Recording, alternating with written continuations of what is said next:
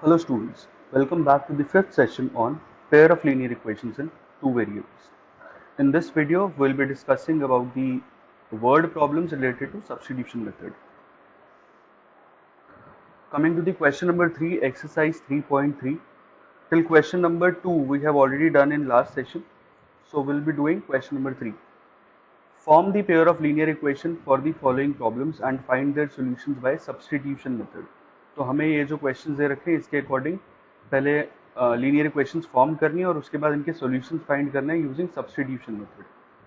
So first part is the difference between two numbers is 26 and one number is 3 times the other, find them. अब दो numbers के बारे में बात हो रही है. So let two numbers be x and y. और इसमें हमने एक और चीज मान ली कि x जो है वो बड़ा है y से. ठीक है, एक नंबर को बड़ा मानना था, किसी को भी बड़ा मान लिया. यहाँ के बने the difference between two numbers is 26. So that means बड़े वाले में से अगर हम छोटा वाला सब्ट्रैक्ट करें x minus y will be equal to 26. This is the first equation, क्योंकि दोनों नंबर्स का डिफरेंस हमें 26 दे रखा है. सेकेंड कंडीशन है one number is 3 times the other. अब इसको समझने की जरूरत है. अगर हमें यहाँ पे दे रखा है कि एक नंबर जो है वो दूसरे वाले का 3 टाइम्स है. अगर एक नंबर दूसरे वाले का 3 टाइम्स है, ऑब्वियस सी बात है कि जब हम छोटे वाले का 3 टाइम्स करेंगे तभी वो बड़े वाले के बराबर होगा. अगर हम बड़े वाले का 3 टाइम्स कर दें, बड़े वाले को अगर हम 3 से मल्टीप्लाई कर दें, वो तो और बड़ा हो जाएगा, वो छोटे वाले के बराबर तो नहीं होगा. तो अगर यहाँ पे गिवन है कि one number is 3 times the other, तो इसका मतलब जो बड़ा वाला नंबर है that is 3 times the other number, मतलब 3 टाइम्स दी छोटा वाला number. So x will be equal to 3y. This is the second equation. छोटे वाले नंबर का 3 टाइम्स करेंगे, बड़े वाले का नहीं करेंगे, क्योंकि छोटे वाले को जब हम 3 टाइम्स करेंगे तो वो बड़े वाले के बराबर हो सकता है. अगर बड़े वाले का 3 टाइम्स करेंगे तो वो और बड़ा हो जाएगा, वो छोटे वाले के बराबर नहीं आएगा. अब इन दोनों इक्वेशंस को सॉल्व करना है यूजिंग सब्स्टिट्यूशन मेथड. तो किसी भी तरीके से कर सकते हैं, चाहे तो फर्स्ट इक्वेशन से निकाल लो एक वेरिएबल की वैल्यू, या सेकंड इक्वेशन से निकाल लो. यहाँ पे सेकंड इक्वेशन से ऑलरेडी हमें x की value in terms of y पता है. तो यहाँ पे हम डायरेक्टली करेंगे substituting value of x from equation number 2 in equation number 1. तो सेकंड वाली इक्वेशन से x की वैल्यू जो निकालेंगे यहाँ पे, उसको हम फर्स्ट वाली इक्वेशन में पुट कर रहे हैं. तो what you will get is 3y minus y is equal to 26. So you will get 2y is equal to 26. So y will be equal to 13. अगर 2y की वैल्यू 26 है तो y will be equal to 13. अब y की value 13 आ गई तो x will be equal to 3y, मतलब 3 into 13. So x will be equal to 39. Therefore, two numbers are 39 and 13. ये हमारा आंसर हो जाएगा. हमने नंबर्स x और y माने थे, तो हमारे आंसर्स आ रहे हैं 39 and 13. Coming to the second part, the larger of the two supplementary angles exceeds the smaller by 18 degree. अब यहाँ पे गिवन है कि दो सप्लीमेंट्री एंगल्स हैं. तो यहाँ पर भी हमने एज्यूम कर लिया लेट टू सप्लीमेंट्री एंगल्स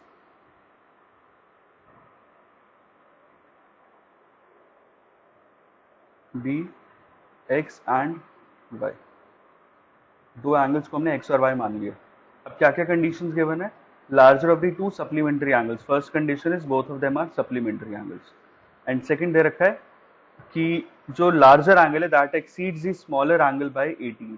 बड़ा वाला एंगल जो है वो छोटे वाले एंगल से 18 डिग्री ज्यादा है. तो क्योंकि सप्लीमेंट्री एंगल्स गिवन है, दैट मीन्स जो x प्लस वाई होगा that will B 180 degree. Supplementary angles जो होंगे उनको अगर हम ऐड करते हैं तो हमें 180 डिग्रीज मिलता है. This is equation number 1. तो यहाँ पर भी हमें एक को बड़ा मानना है, तो एज्यूम कर लिया कि let x is greater than y. The larger of the two, मतलब जो बड़ा वाला एंगल x है that exceeds the smaller angle by 18. बड़ा वाला एंगल है that is 18 degree more than the smaller angle मतलब y. This is the second equation. अब यहाँ पर भी सेकंड इक्वेशन में ऑलरेडी x की वैल्यू पता है इन टर्म्स ऑफ y, तो ये x की वैल्यू सेकंड इक्वेशन से फर्स्ट इक्वेशन में सब्सटीट्यूट करेंगे. Substitute value of x from equation number 2 in equation number 1. Second equation से फर्स्ट इक्वेशन में सब्सटीट्यूट कर रहे हैं. तो what you will get, x की वैल्यू लगा दी 18 degree plus y plus y. x की वैल्यू यहाँ लगाएंगे तो ये आ गया 18 plus y is equal to 180 degrees. So y plus y 2y हो गया, यहाँ आ गया 180 degrees minus 18 degrees. So 2y is equal to 162 degrees.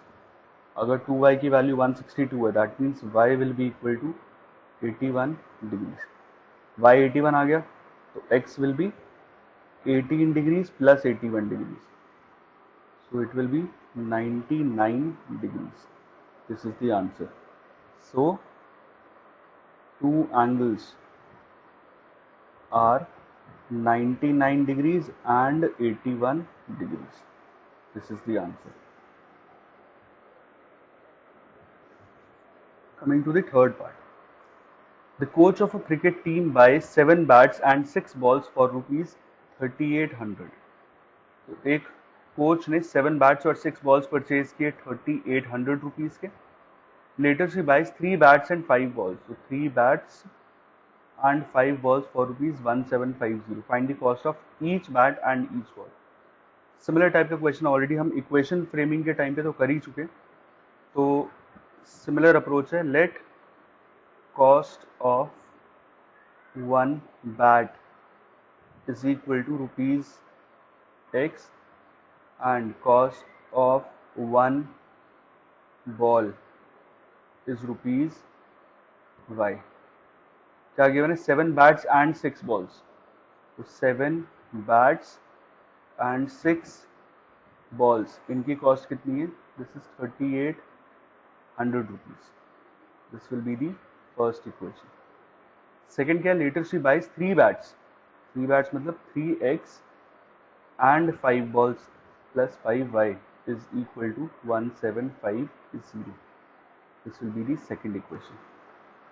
Substitution method से करना है तो हम फर्स्ट वाली इक्वेशन से किसी या सेकंड वाली इक्वेशन से किसी एक वेरिएबल की वैल्यू निकाल देते हैं. सो फर्स्ट से निकाल लेते हैं. From equation number 1 what you will get, 7x is equal to 3800 minus 6y. 6y right side पे जाके minus 6y. So x will be 3800 minus 6y divided by 7. ये x की वैल्यू वाली. ये x की वैल्यू अब हम सब्स्टिट्यूट कर देंगे सेकेंड इक्वेशन में. सो put x is equal to 3800 minus 6y upon 7 in equation number, क्योंकि हमने फर्स्ट से निकाला है तो हम पुट करेंगे सेकेंड इक्वेशन में. तो क्या मिलेगा, 3 multiplied by 3800 minus 6y upon 7 plus 5y is equal to 1750. LCM ले लेंगे. एलसीएम आ गया कंप्लीट यहाँ पे 7. सो ऊपर आएगा 3800 multiplied by 3 which is 11400 minus 3 into 6y is 18y plus 7 into 5, 7 5 is 35y is equal to 1750. यहाँ बचा 11400 plus 35y minus 18y. This will be 17y is equal to 1750 multiplied by 7. इसको cross multiply करेंगे 1750 into 7, this is 12,250. So 17y will be 12,250 minus 11400 which is 850 rupees. So y कितना आ गया, 850 divided by 17, you will get it is rupees 50. So y तो आगे 50 rupees, अब हमें x भी निकालना है। सो y की वैल्यू पुट कर दो। x कितना था? 3800 माइनस 6y, ये जो इक्वेशन हमने बनाई थी, यहाँ पे y की वैल्यू हमने पुट कर दी।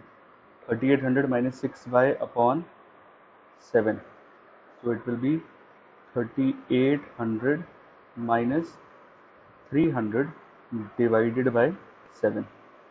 So it is 3500 by 7, which is rupees 500. Therefore, cost of one bat is equal to rupees 500 and cost of one ball is rupees 50. y की वैल्यू 50 थी और x की value 500 rupees. Coming to the fourth part, the taxi charges in a city consist of fixed charge together with the charges for the distance covered. तो fix charge तो देना ही देना है, जो कि एज्यूम कर लेते हैं जैसे टैक्सी बुकिंग के चार्जेस हैं, और उसके बाद जितना भी डिस्टेंस ट्रैवल किया होगा उसके अकॉर्डिंग पर किलोमीटर एक्स्ट्रा चार्ज ऐड होता चला जाएगा। For a distance of 10 km, the charges paid is rupees 105. So if a customer travels a distance of 10 km, he has to pay rupees 105. And for a journey of 15 km, if he travels 15 km, then he has to pay rupees 155. What are the fixed charges and the charges per kilometer? तो fixed charges क्या है हमें वो बताने, और जो charge per kilometre लगेगा वो बताना। और इसके अलावा एक और चीज पूछिए, how much does a person have to pay for travelling a distance of 25 kilometres. So let fixed charges is equal to rupees x and charge per kilometre. Fix charges तो बुकिंग चार्जेस हो गए, उसके बाद जितना distance travel होगा वो पर kilometre के हिसाब से उतना एक्स्ट्रा ऐड होता चला जाएगा। सो पर किलोमीटर के चार्जेस हमने y रुपीज एज्यूम कर लिए। तो first condition is for a distance of 10 kilometre. So for 10 kilometres equation कैसे बनेगी, जो बुकिंग चार्जेस है वो तो देनी है, दैट मीन्स x रुपीज तो पे करने ही करने, वो तो बुकिंग चार्जेस हो गए, और 10 किलोमीटर है तो अगर पर किलोमीटर के चार्जेस y रुपीज हैं तो that means for 10 kilometre he will have to pay rupees 10y। x rupees pay करने ही है, 10 किलोमीटर के हो गए 10y, so it will be equal to total 105 rupees. ये first equation, for 10 kilometre he has to pay rupees 105 and for 15 kilometres x rupees तो booking charges देने ही है, 15 किलोमीटर के charges will be 15y is equal to 155। This will be the first equation और ये second equation. ये equation आ गई। अब हमें यहाँ से पहले x और y की वैल्यू निकालनी है। पहले सब्स्टिट्यूशन करने के लिए x की वैल्यू निकाल लेते हैं। फ्रॉम इक्वेशन नंबर 1 x की वैल्यू कितनी आएगी, x will be 105 minus 10y। x की वैल्यू हमने फर्स्ट इक्वेशन से निकाली। Now substitute x is equal to 105 minus 10y in second equation. जो ये हमने x की वैल्यू निकाली है फर्स्ट से, वो हम सेकेंड इक्वेशन में सब्स्टिट्यूट कर रहे हैं। तो what you will get is x की वैल्यू यहाँ रिप्लेस करी, यहाँ आएगा 105 minus 10y plus 15y is equal to 155। So 105 plus 5y is 155. So 5y will be 105 right side पे जाएगा तो माइनस का हो जाएगा, 155 minus 105 this will be 50। So y will be equal to 10। y आ गया 10। y क्या था, y था charge per kilometre, charge per kilometre is 10 rupees. अब x की वैल्यू निकालते हैं। So put x is equal y is equal to 10 in first equation, या सेकंड कहीं भी लगा दो, इसमें भी लगा सकते हो, कहीं भी चलेगा। सो y इज 10, तो यहाँ लगाया हमने, तो you will get x plus 10y is 105. So x will be 105 minus 100. So x will be equal to 5. Therefore, x क्या था, fix charge, therefore fixed charge is equal to ₹5 and charge per kilometer is ₹10, ये निकालना था। अच्छा, इसके अलावा एक और चीज पूछी थी इसमें, how much does a person have to pay for travelling a distance of 25 kilometre. अगर किसी ने 25 किलोमीटर ट्रैवल किया तो वो फेयर भी निकालना है, एक्स और वाई निकाल के छोड़ना नहीं। So fair for 25 kilometres. अब ये कैसे कैलकुलेट होगा, फिक्स चार्जेस एक्स रुपीज तो देने ही देने, उसको तो कंपल्शन है ही, देंगे, प्लस अब फॉर 25 किलोमीटर जो वेरिएबल चार्ज होगा वो डिस्टेंस के हिसाब say that will B 25y। जैसे 10 किलोमीटर का x प्लस 10y था, 15 का x प्लस 15y था, तो 25 किलोमीटर का आएगा x प्लस 25y। अब यहाँ पे x और y लगा दो, x is 5 and y is 10, so total will be 250 and 5 rupees 255. So this will be the charges for first 25 kilometers. Next question. A fraction becomes 9 upon 11 if 2 is added to both the numerator and the denominator. If 3 is added to both the numerator and denominator, it becomes 5/6. Find the fraction. यहाँ पर भी ध्यान रखना कि हमें fraction निकालना। सो assume कर लिया, let numerator is equal to x and denominator is y। Numerator x मान लिया, डिनोमिनेटर y मान लिया, सो दैट मीन्स फ्रैक्शन कितना होगा, fraction will be x upon y। So अब पहली कंडीशन क्या दे रखी है, if 2 is added to both the numerator and the denominator. अगर दोनों में 2 ऐड कर दिया, मतलब अगर न्यूमरेटर में भी 2 ऐड कर दिया और डिनोमिनेटर में भी 2 ऐड कर दिया, तो फ्रैक्शन बिकम्स 9 अपॉन 11। ये आ गई फर्स्ट इक्वेशन। सेकंड क्या है, if 3 is added to both the numerator and denominator. अगर हम दोनों तरफ पे 3 ऐड करें, अच्छा पहले इसको सिंप्लीफाई कर लेते हैं और फिर इसको लेबल करते हैं। इसको अभी फर्स्ट इक्वेशन रहने दो, इसको पहले सिंप्लीफाई करते हैं। 11x क्रॉस मल्टीप्लाई किया plus 22 is equal to 9y plus 18। So what you will get is 11x minus 9y is equal to -4। x की वैल्यू भी निकाल ही लेते हैं क्योंकि सब्स्टिट्यूट तो करना ही पड़ेगा।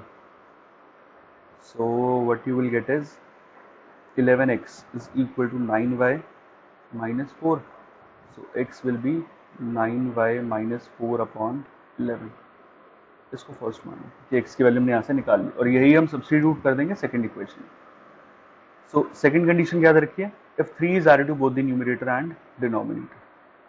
अगर न्यूमरेटर और डिनोमिनेटर दोनों में अगर हमने 3 ऐड कर दिया तो देन द फ्रैक्शन बिकम्स 5/6। इसको सिंप्लीफाई करके देखते हैं, क्रॉस मल्टीप्लाई किया तो you will gate 6x plus 18 is equal to 5y plus 5 3s are 15. 6x minus 5y plus 3 equal to 0. 15 उधर आके माइनस 15 हो जाएगा और 5y भी लेफ्ट साइड पे आके -5y। अच्छा, अब सब्स्टिट्यूट कर देते हैं। सब्स्टिट्यूट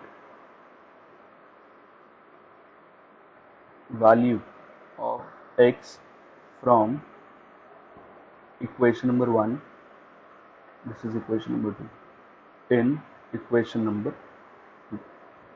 x की वैल्यू फर्स्ट इक्वेशन से सेकंड इक्वेशन में सब्स्टिट्यूट कर रहे हैं तो मिलेगा यहाँ पे 6x, x मतलब 9y माइनस 4 अपॉन 11।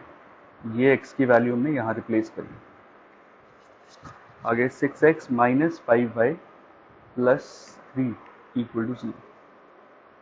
एलसीएम लिया 11, 6 9 जा 54y माइनस 6 4 जा 24 minus 55y and plus 33 equal to 0।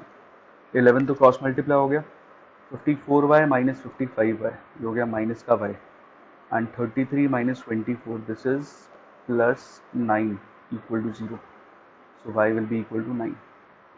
y की वैल्यू 9 आ गई. अब x निकालना है तो x will be 9y minus 4 upon 11. So this will be 9 9s are 81, 81 minus 4 is 77 upon 11 which is 7. यहाँ पर भी x और y निकाल के छोड़ना नहीं है, हमें क्वेश्चन में बोला फाइंड दी फ्रैक्शन. तो फ्रैक्शन क्या हो जाएगा, फ्रैक्शन जो था that was x upon y, so fraction will be x which is 7 upon y which is 9. So fraction will be 7 upon 9. This is the answer. Coming to the last part, 5 years ago, the age of Jacob will be 3 times that of his son. 5 years ago, Jacob's age was 7 times that of his son. What are their present ages? दो लोग हैं यहाँ पे, एक जाकब है और उसका एक सन है. इनके एजेस का 5 years ago और 5 years later के बारे में कुछ बात की हुई है. बनाते हैं question. So let Jacob's present age is x years and son's present age is y years. एक की एज को हमने x years मान लिया, एक की एज को हमने y years मान लिया. नेक्स्ट क्या कंडीशन है, 5 years हेंस 5 साल के बाद. सो 5 years हेंस 5 साल के बाद क्या हो, 5 years हेंस जो जाकब है will be x plus 5 years and son's age will be y plus 5 years. So the age of Jacob will be 3 times that of his son. So age of Jacob will be 3 times that of his son. Jacob की as अपने सन की as की 3 times होगी. Simplify करते हैं. सो x plus 5 is equal to 3y plus 15. So x की value आएगी यहाँ से 3y plus 5 उधर आके -5, 15 minus 5 will be 10. So x will be 3y plus 10. ये हमारी फर्स्ट इक्वेशन आ गई. क्योंकि सब्स्टिट्यूट करना तो x की वैल्यू चाहिए थी, वो हम डायरेक्टली अब रिप्लेस कर देंगे. सेकेंड कंडीशन दे रखी है यहाँ पे 5 years ago. हेंस का मतलब 5 साल के बाद था. 5 years ago मतलब 5 साल पहले. सो 5 years ago क्या कंडीशन होगी, 5 साल पहले Jacob's age will be x minus 5 years and जो सन है that will be y minus 5 years. So Jacob age was 7 times that of his son. तो जाकब की जो एज है x minus 5 that was 7 times the age of the son, y minus 5. X minus 5 is equal to 7y minus 35. So x will be 7y minus 30. X will be 7y minus 5 उधर आके plus 5 होगा तो minus 30. अब ये second equation में लगा दो. Put x is equal to 3y plus 10 from equation number 1 in equation number 2. क्या मिलेगा, so you will get 3y plus 10 is equal to 7y minus 30. so यहाँ से आया 3y minus 7y will be minus 30 minus 10. so क्या मिलेगा इधर से, 3y minus 7y is minus 4y is minus 40. so you will get y is equal to 10 years. y 10 आ गया, y की value 10 कहीं लगा दो. so put y is equal to 10 in equation number 1. so you will get x is equal to 3y plus 10. 3 into 10 is 30 plus 10 40 years. क्या क्या निकालना है हमें, इनकी प्रेजेंट एजेस निकालनी. Therefore Jacobs present age is equal to 40 years and son's present age